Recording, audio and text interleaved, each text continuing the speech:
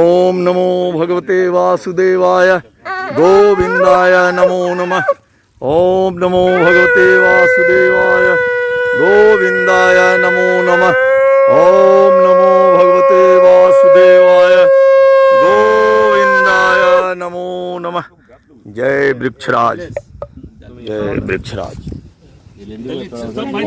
ओम नमो भगवते वासुदेवाय गोविंदाय नमो नमः। ओम नमो भगवते वासुदेवाय गोविंदाय नमो नमः। ओम नमो भगवते वासुदेवाय गोविंदाय नमो नमः। गोविंदाय नमो नमः। गोविंदाय नमो नमः। ओम नमो भगवते वासुदेवाय गोविंदाय नमो नमः। जय वृक्षराज। नमस्कार, स्वागत है आपका मेरे कार्यक्रम रूबरू में। मैं विश्वेंदु जयपुरिया। आज तक मेरे इस कार्यक्रम में आपने नेता, अभिनेता, रंगकर्मी, एंकर तथा विभिन्न फील्डों के एक्सपर्ट से इंटरव्यू को सुना है, लेकिन आज मेरे साथ जो व्यक्ति यहाँ मौजूद हैं उन्हें मैं ग्रीन मैसेंजर कह सकता हूँ। वो हमें पेड़ों की महत्ता बता रहे हैं, जंगल के बारे में बता रहे हैं, साथ ही साथ पेड़ लगा भी रहे हैं। इनके बारे में जो सबसे बड़ी बात है वो मैं आपको बता दूं कि ये ना सिर्फ पेड़ लगाते हैं बल्कि उसका पूरा केयर भी करते हैं, यानी कि जब तक वो जो पौधे को ये लगा रहे हैं वो पूरी तरीके से वृक्ष ना बन जाए तब तक उसकी ये पूरी तरह से सेवा करते हैं, देखभाल करते हैं। तो मेरे साथ स्टूडियो में मौजूद है बीएड गवर्नमेंट बीएड कॉलेज के असिस्टेंट प्रोफेसर मनोज कुमार। मनोज जी, आपका बहुत बहुत स्वागत है। सबसे पहले जानना चाहेंगे कि ये शुरुआत कहाँ से हुई?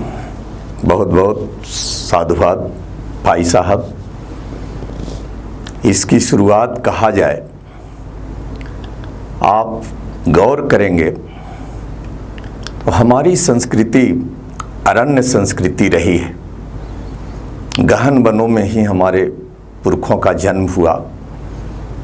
उन्होंने वृक्षों के छाया में, आश्रय में जीवन यापन किया, कंदमूल खा करके वंश वृद्धि किया और वहीं गहन चिंतन मनन के द्वारा दिव्य ज्ञान को प्राप्त किया।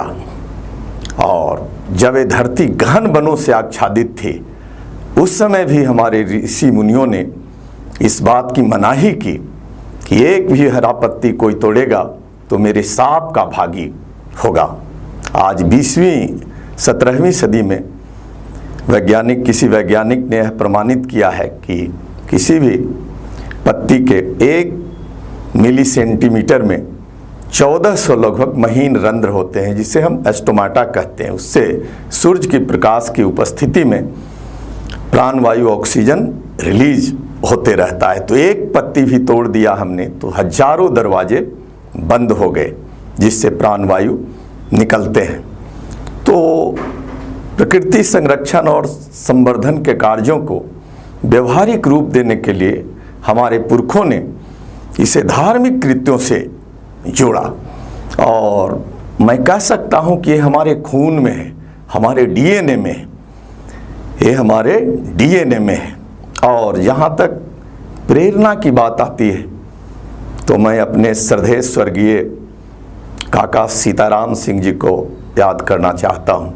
80 वर्ष की अवस्था में भी वो सामुदायिक महत्व के जगहों पर पीपल वृक्ष का रोपण किया करते थे और इस कार्य में उनका बड़ा सहयोग किया करते थे। एक जनवाद व्यक्ति थे, वो भी स्वर्गीय हो गए, स्वर्गीय भुट्टो भैया। तो ये हम सबों के खून में है। और मन में आता है कि धरती माता का तपन को कम करने के लिए छोटा प्रयास है पौधारोपण करना, इस संकल्प के साथ कि जो पौधे हम लगा रहे हैं वो वृक्ष बने ताकि वो जीव जगत का कल्याण हो सके। वृक्षों के नीचे पशु आराम करेंगे, पथिक को विश्राम मिलेगा, कितने तरह के पंछियों का बसेरा होगा और उनकी चहचहाहट से वातावरण में सकारात्मकता आएगी। ये शुरुआत कहाँ से हुई आपकी? ये अचानक से पेड़ लगाने का, पौधे लगाने का जो आपने मिशन को चुना, ये अचानक से कैसे शुरुआत है? इस ओर आप कैसे मोटिवेट हो गए? मेरी पहली सेवा कार्य का अवसर मुझे वर्तमान रामगढ़ जिले के मांडू थाना के सरस्वती विद्या मंदिर में मैं आचार्य के रूप में 96 में ज्वाइन किया। 7 एकड़ का परिसर, एक भी पौधे नहीं। तो हम लोगों ने विचार करके और योजनाबद्ध तरीके से उस परिसर में 500 पौधे का रोपण वन महोत्सव आयोजित करके 2001 में किया और वो जल्द ही 4-5 साल में परिसर हरियाली से आच्छादित हो गई। तो वहीं से हम लोगों ने शुभारंभ किया। इसके बाद चतरा जिला के इटखोरी प्रखंड में उत्क्रमित मध्य विद्यालय पचघारा का परिसर को हम सबों ने हरा भरा किया। फिर उत्क्रमित मध्य विद्यालय पुरैनी का, और हजारीबाग में 2011 में पहला हम लोगों ने प्रयास किया। दीपूगढ़ा में एक प्राथमिक विद्यालय है, उस परिसर को हरा भरा किया। और उसके बाद से 2013 में जो राजकीय शिक्षक प्रशिक्षण महाविद्यालय है, उस परिसर में भी बाउंड्री वॉल नहीं था और वृक्ष के लिए जगह तो थे। हम लोगों ने वहाँ से शुरुआत किया। आज उस परिसर में 300 पौधे हैं जो वृक्ष बन चुके हैं और 35-36 प्रजाति के पौधे हैं।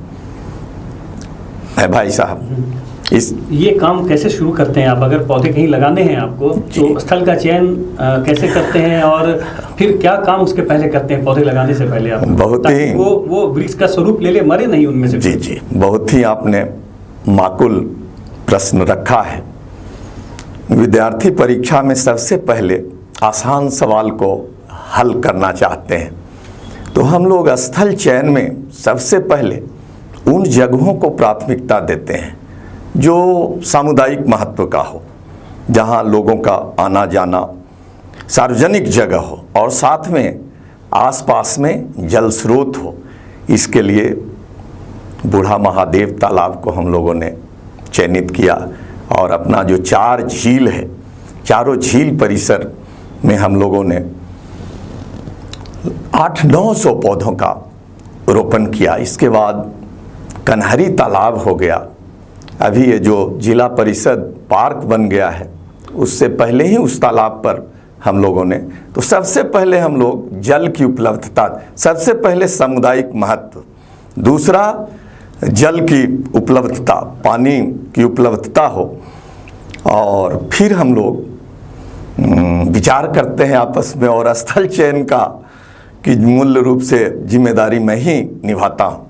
और महीनों पहले, 2-4-6 महीना पहले, अगला साल रोपण करना है तो स्थल मन में चिन्हित करके रखते हैं और उसके बाद फिर अपने जो टीम में सदस्यगण हैं उनके विचार विमर्श करके हम लोग मुहर लगाते हैं। उसके बाद फिर गड्ढे की खुदाई। हम लोग नए गड्ढे में पौधा नहीं लगाते हैं। गड्ढा कम से कम महीना 2 महीना पुराना हो। गर्मी के दिनों में ही, जैसे ही बरसात समाप्त होता है, जाड़ा का सीजन शुरू होता है और उसके बाद जनवरी फरवरी से मार्च तक प्रयास करते हैं कि गड्ढा की खुदाई हो जाए।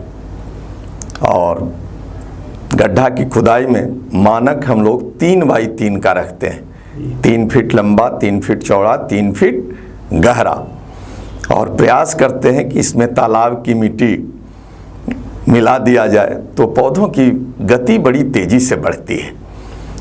तो इस कार्य में हमें पिछले साल से हम लोग सफल हो पाए हैं। पिछले साल मात्र 18 पौधा झील की मिट्टी, निकली हुई मिट्टी देकर लगाए। उनका वृद्धि 3 गुना है सामान्य मिट्टी में जो पौधे लगाए हैं। इससे हम लोगों को काफ़ी उत्साह बढ़ा कि अब जो भी पौधे लगाए हैं झील की मिट्टी डाल करके लगाएंगे। झील की मिट्टी डालने के बाद में उसमें करंज की खल्ली और केचुआ खाद, 2-3 केजी केचुआ खाद, कम से कम 1 केजी करंज की खल्ली मिट्टी में मिश्रित करते हैं। आपने पुराने गड्ढों की बात की, तो दर्शकों को ये भी बताइए कि पुराने गड्ढों में अगर पौधे लगा रहे हैं तो उसका क्या फायदा है? पुराने गड्ढे का लाभ ये है कि उसमें पौधा मरने की संभावना कम होती है। उत्तरजीविता हम कह सकते हैं कि 100% तक सुनिश्चित किया जा सकता है, ताकि वो गड्ढे में जो भी धूप से छोटे मोटे जो पौधों को नुकसान पहुंचाने वाले कीड़े मकोड़े होते हैं वो मर जाते हैं। सबसे बड़ा ये लाभ होता है। तो पौधा निरोग रहते हैं, फफूंद वगैरह का भी प्रकोप बहुत कम होता है, जिससे पौधों के वृद्धि में अवरोध नहीं होता है। आप गवर्नमेंट बीएड कॉलेज में शिक्षक हैं, असिस्टेंट प्रोफेसर हैं, तो वहाँ जो प्रशिक्षु आ रहे हैं जी, उनको भी आप बता रहे हैं पेड़ की महत्ता, उन्हें अपने साथ शामिल करके जो पौधे लगाने का कार्यक्रम होता है उनको आप अपने साथ ले जा रहे हैं। तो जो भविष्य के शिक्षक हैं, एक तरह से आप नया मनोज कुमार हर दिन तैयार कर रहे हैं। तो मैं जानना चाहता हूँ कि ये क्या सोच है आपकी कि इनको लेके जाऊँ, और कितना सहयोग कर रहे हैं इसमें बच्चे आपके? सच आपने कहा कि एक व्यक्ति इंडिविजुअल प्रयास से आप 1000, 2000, 5000 तक पहुंच जाएंगे, उससे कोई विशेष फर्क नहीं पड़ेगा। महत्व यह है कि कितने लोग इस कार्य में करने के लिए प्रेरित होते हैं। तो इसके लिए हम लोग यह प्रयास करते हैं कि 100 ट्रेनीज हमारे यहाँ आते हैं, 100 प्रशिक्षु।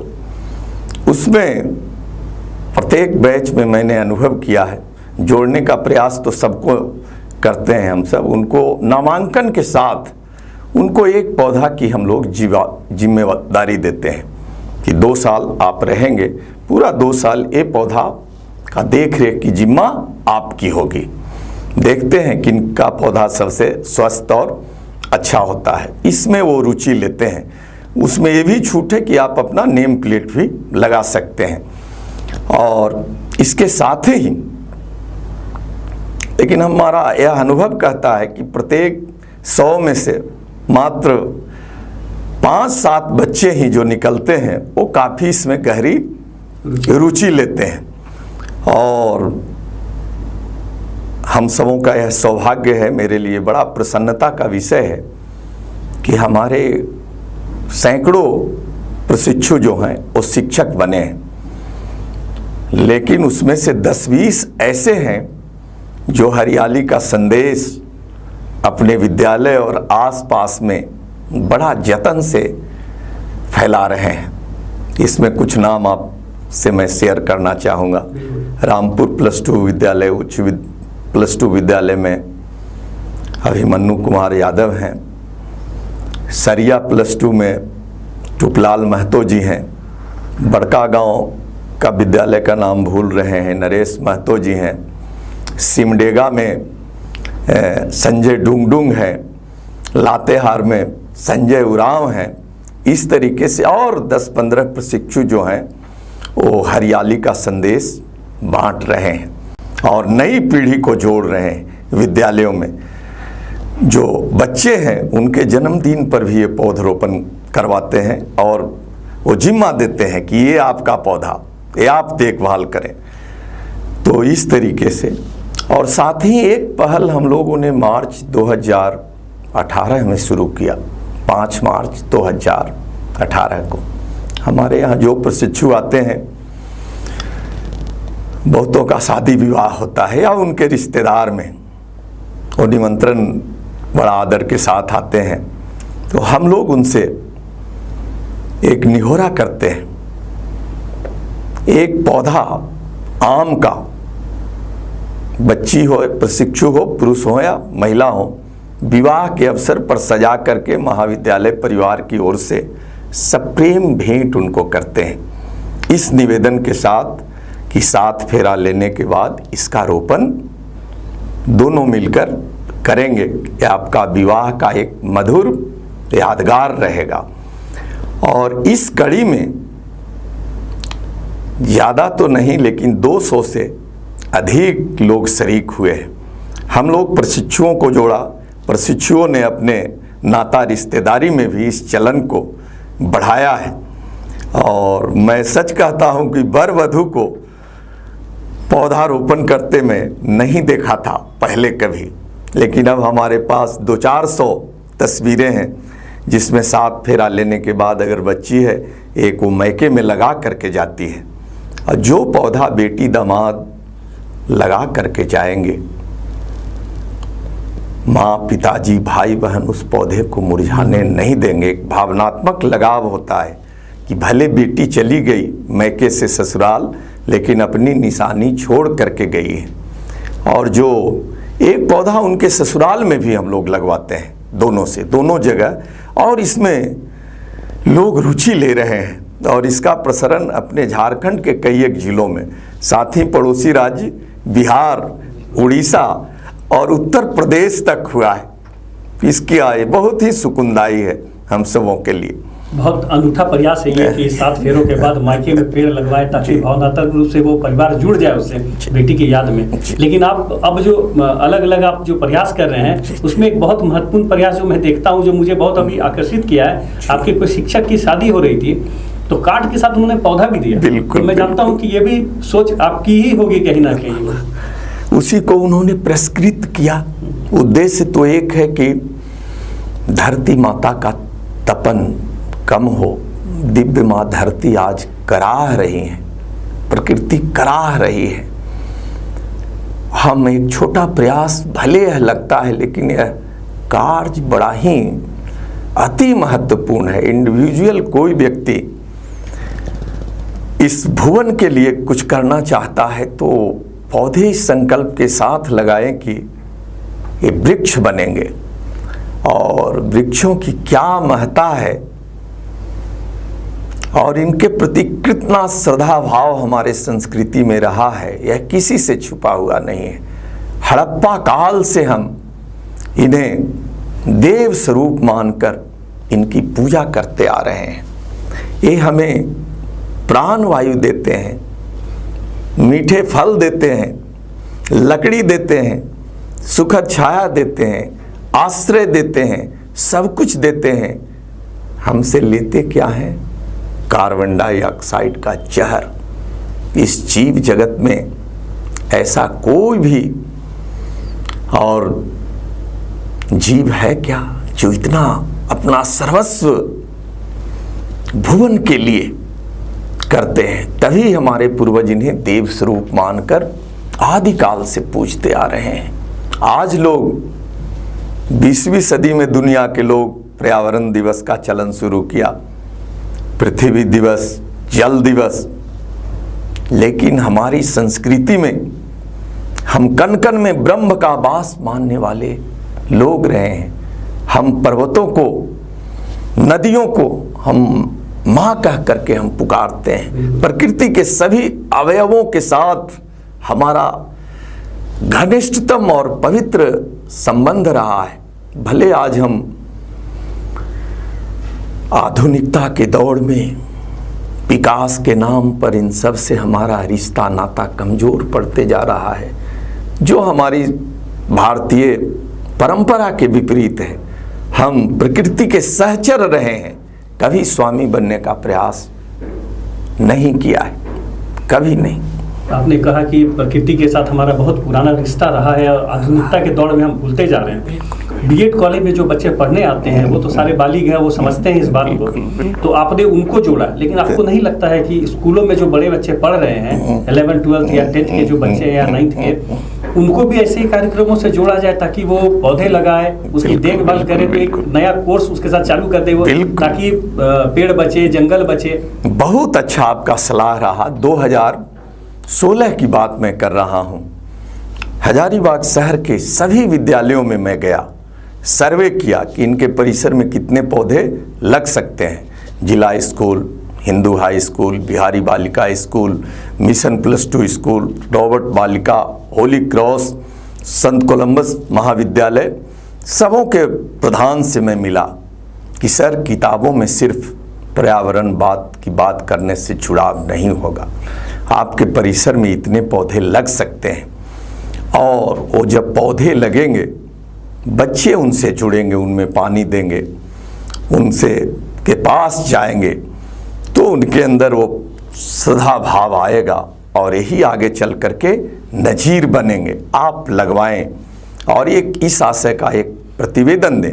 मैं फॉरेस्ट डिपार्टमेंट के तत्कालीन वन संरक्षण श्री महेंद्र प्रसाद सर से मिला कि सर, अन्य जगहों पर आप पौधे लगाते हैं, देखभाल करने वाले सिर्फ आपके लोग होते हैं। शैक्षिक परिसरों में लगेंगे तो विद्यालय परिवार जुड़ेगा, नई पीढ़ी जुड़ेगा और बड़ा ही हरियाली के प्रसार को बढ़ाने के लिए बहुत माकूल प्रयोग होगा। उन्होंने सहर्ष सहमति दी और सभी विद्यालय परिसरों में बांस का ट्री गार्ड के साथ पौधरोपण कराया गया। 3 साल तक जिम्मेवारी दारी वन विभाग निभाती है, साथ में विद्यालय परिवार। लेकिन मुझे यह अफसोस के साथ कहना पड़ रहा है कि कुछ विद्यालय के जो लोग सजग थे वो हरितिमा से आच्छादित कर लिए, अपनी परिसर को बचा लिए। जो लोग सजग नहीं थे, नहीं बचा सके। मैं अनुज सर का नाम लेना चाहूँगा, झा जी का नाम लेना चाहूँगा जिला स्कूल का, कि वो लोग पौधा लगने के बाद तुरंत आ गए। अनुज सर ने बड़ी गहरी रुचि ली और उनका परिसर आज हरियाली से भरा पूरा है। हजारीबाग हाई स्कूल में भी 110 पौधे लगा था, लेकिन वहाँ के लोगों ने रुचि नहीं लिया। जो लोग रुचि नहीं लिए उनका परिसर फिर पुनः मुस्को भवा की स्थिति में आ गई। आपके नाम एक और अनूठा कैंपेन चलाने का है। इन दिनों आप स्मृति उपवन लगवा रहे हैं। जो लोग जिनके सगे संबंधी, जो मृत सगे संबंधी है, उनके नाम से वो पेड़ लगा रहे हैं। ये आइडिया कहाँ से आया अचानक से और इसमें कैसा रिस्पॉन्स आपको मिल रहा है? भाई साहब, बहुत अच्छा आपने ये किया है। धर्म हमारा हृदय का मर्मस्थली है, स्वामी विवेकानंद जी का कथन है। और हमारा आपका सबों का अपने दिवंगत प्रियजनों के प्रति गहरी आस्था है। तो हम लोग पिछले वर्ष से ऐसा लगा कि अपने दिवंगत प्रियजनों के पुण्य स्मृति में पौधरोपण किया जाए तो लोग इसमें काफ़ी रुचि लेंगे। भले लोग करना चाहते हैं लेकिन वो कर नहीं पाते हैं। हम लोग क्यों नहीं सारी व्यवस्था उनको दें और यह प्रस्ताव रखें कि आइए आप अपने पूज्य पिताजी, पूजनिया माताजी, दादाजी, दादी जी, नाना जी, नानी जी, ये अन्य प्रियजनों के स्मृति में एक पौधा लगाएं। बिल्कुल उसके लिए बजाबते सुरक्षा प्रबंध, जाली, उसमें आपका डिस्प्ले बोर्ड रहेगा और भरोसा रखिए कि जो पौधा आप लगाएंगे वो पेड़ बनेंगे, वृक्ष बनेंगे और वो जगत का कल्याण करेंगे। तो इसके लिए सबसे पहले हम लोग झील और परिसर को चुना। 17 पौधे पिछले साल लगाया वहाँ, और शहीद स्मारक स्थली में 36। पहला प्रयोग रहा, लोगों ने काफ़ी रुचि लिया। इस बार हम लोग 2 स्थान को चयनित किया। हजारीबाग का जो स्टेडियम के बाहर में मुख्य मार्ग और खाली जगहों और गांधी मैदान का एक किनारा, दोनों मिलाकर 101 गड्ढे बने और लोहा की जाली, डिस्प्ले बोर्ड, 3x3 का गड्ढा, उसमें झील की मिट्टी, करंज की खल्ली, केचुआ खाद के साथ देवतरु के प्रति लोगों का ज़्यादा आस्था है, पीपल के प्रति। ऐसे जो भी आपकी इच्छा है आप करें। तो अधिक रुचि लोगों ने पीपल में दिखाया और 111, सभी एक का खर्च 1750 रुपये आता है रोपण का, और बाकी देखभाल की जिम्मेवारी हमारी टीम ने लिया है। 3 साल 4 साल तक देखभाल हम सब करेंगे। लोगों ने बड़ी आस्था और श्रद्धा के साथ इस कार्य में रुचि लिया और जगह हम लोग चिन्हित किए, चयनित किए, लोगों से चर्चा किए और जगह अब कुछ लोग आस लगाए बैठे हैं, अब उनके लिए अलग जगह तलाशना पड़ेगा। एक एक लोगों ने 10-10 भी किया, जिनकी जो भी है, 1 लगाए 11 लगाए। मेरे लिए महत्वपूर्ण है कि ये कार्य हमारे पूर्वज करते आए थे, उनकी थाती को ये हमें आगे बढ़ाना है। बिल्कुल। 3 जिलों में आप पौधे लगा चुके हैं। अब तक टोटल कितने पौधे लगा चुके हैं? और हजारीबाग शहर की बात करूं, ये आंकड़ा यहाँ कितना होगा? हजारीबाग शहर की बात करें, शहर और आसपास के जो क्षेत्र हैं, तो हम लोगों ने 2000 की संख्या पार कर ली है। उसमें 500 देवतरु पीपल हैं और अप्रत्यक्ष रूप से कहें तो हम लोग 5000 से संख्या पार कर लिए हैं। यह कहना कहीं से अतिरेक नहीं होगा भाई साहब। इसमें एक महत्वपूर्ण बात और ये हो जाती है कि जब आप पौधे लगाते हैं तो क्या वो फलदार वृक्ष के पौधे होते हैं? ये कैसे चुनाव करते हैं? एक तो आपने पीपल की बात की, दूसरा मैं नीम जानता हूँ। आपने सही कहा। जगह के अनुसार जो सामुदायिक महत्व के जगह हैं वहाँ छायेदार वृक्ष, जो परिसर वाले कैंपस वाले हैं, हमारे बीएड कॉलेज परिसर में लगभग 70 आम हैं। सामने आरडीडी का क्वार्टर है, डीएससी का शिक्षा विभाग के पदाधिकारियों का, उसमें हम लोगों ने कटहल से सजा दिया।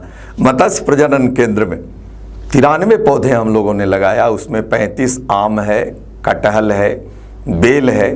डाइट परिसर में भी आम कटहल का रोपण किया गया है। तो 4 दीवारी वाली कम जगह वाले जो सुरक्षित अति सुरक्षित स्थान है वहाँ हम लोग फलदार पौधे लगाते हैं। झील के किनारे नीचे में हम लोगों ने 70 जामुन का पौधा लगाया है। जामुन पक कर के झील में गिरेगा, मछली खाएगी, पानी शुद्ध होगा और जो बैठने वाले किनारे पर लोग हैं वो भी हरियाली का आनंद लेंगे। तो जगह के अनुसार पौधों का चयन करते हैं हम सब। आपने एक बात बताई कि कुछ स्कूलों में जब पौधे लगाए गए थे तो क्योंकि वहाँ उदासीनता थी उसके प्रति, तो वो पौधे वृक्ष नहीं बन पाए। कई बार आप सरकारी परिसर को भी चुनते हैं तो कितना सहयोग होता है उसमें? कई बार ऐसा मैंने सुना है कि लोग सहयोग नहीं करना चाहते, जबकि पौधे लगाने की बात है और लोग सहयोग नहीं करते। कि कितनी पीड़ा दी जाती है आपने सच कहा कि मुझे हम लोगों को बड़ा अचरज हुआ।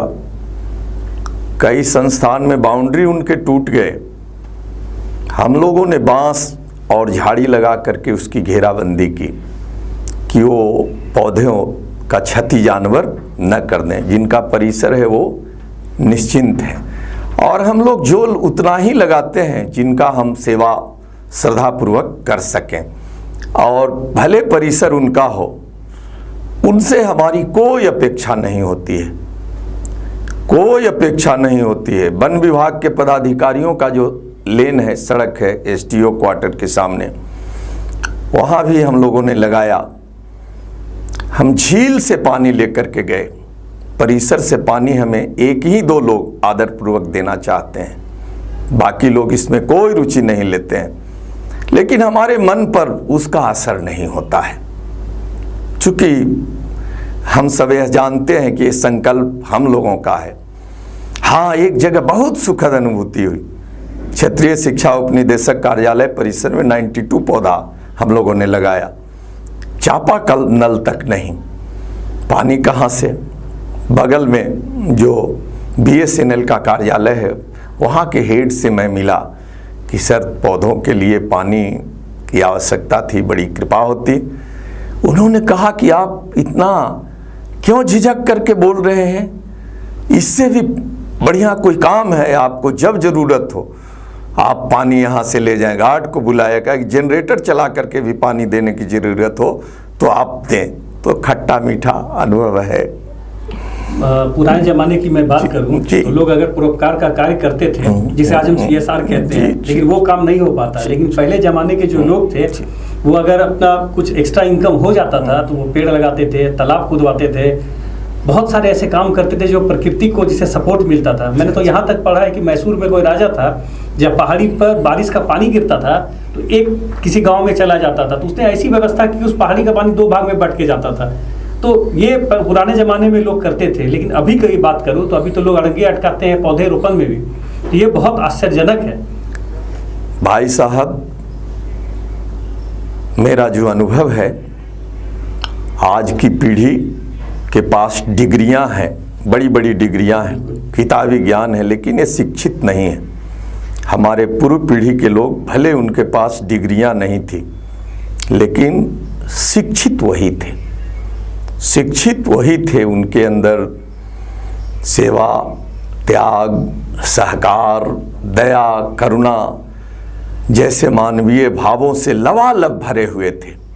आज की पीढ़ी को हम कैसी शिक्षा दे रहे हैं कि बिल्कुल सेल्फ सेंटर्ड, वो ऐसी कंपनियों में भी जाने में उन्हें गुरेज नहीं है जो हमारे राष्ट्र का अहित कर रही है। उन्हें पैकेज उनका सिर्फ लक्ष्य रहा है। माता पिता को भी फक्र है कि हमारा बच्चा इतना के पैकेज में है, समाज को क्या दे रहा है इस पर तनिक भी उनकी दृष्टि नहीं है। गुरुकुल, मुझे अपने भारतीय शिक्षा पद्धति पर गर्व है, अभिमान है।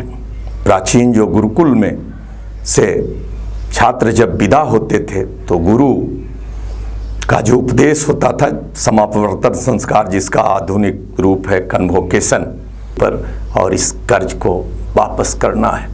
मैं इसमें आपके सामने सरकार की भी एक गलती लाऊंगा, क्योंकि मुझे भी पेड़ पौधे जीव जंतु से बहुत लगाव रहा है। तो मैं जब स्टडी करता हूं तो मैंने देखा है कि जो भी वेस्टर्न कंट्रीज है, अगर वहां पे फॉरेस्ट एरिया है तो उन लोगों ने उसकी मार्किंग कर दी है। अब वहाँ कोई भी कंस्ट्रक्शन आप नहीं कर सकते, वो फॉरेस्ट है तो है। हमारे यहाँ ऐसा कुछ भी नहीं है। यहाँ तो पुटू सा झाड़ी भी हो जाता है तो वन विभाग से जंगल बता के वाहवाही लूट लेता है। तो आपको नहीं लगता है कि भारत में भी कुछ ऐसा काम होना चाहिए ताकि जंगल को अगर स्टेटस मिल गया है उसका, तो वहाँ फिर किस तरह का भी अतिक्रमण नहीं हो पाए? सही आपने कहा। ये जो वन है ये जीवन है, जीवन, बिना इनके जीवन संभव नहीं है। और इन प्राकृतिक वनों को हम कितना बेरहमी से उजाड़ रहे हैं, चाहे वो विकास की परियोजनाओं के लिए हो या मथबोझिया, तनिक भी हम इसकी परवाह नहीं कर रहे हैं। कहीं न कहीं एक गहरी खाई है, उस खाई को कम करने का या पाटने का प्रयास होना चाहिए। बिल्कुल, बहुत अच्छा काम कर रहे हैं। हम चाहेंगे आप ऐसे ही स्वस्थ रहें और ऐसे ही पेड़ पौधे लगाते रहें। बहुत खुशी की बात है हमारे लिए भी, शहर की हरियाली को आपने बढ़ाया है। बहुत बहुत धन्यवाद कि आप यहाँ आए और हमारे लिए समय निकाला। तो अब अगली बार फिर मिलता हूँ किसी नए अतिथि के साथ। बहुत बहुत धन्यवाद। चलिए, आपका बहुत बहुत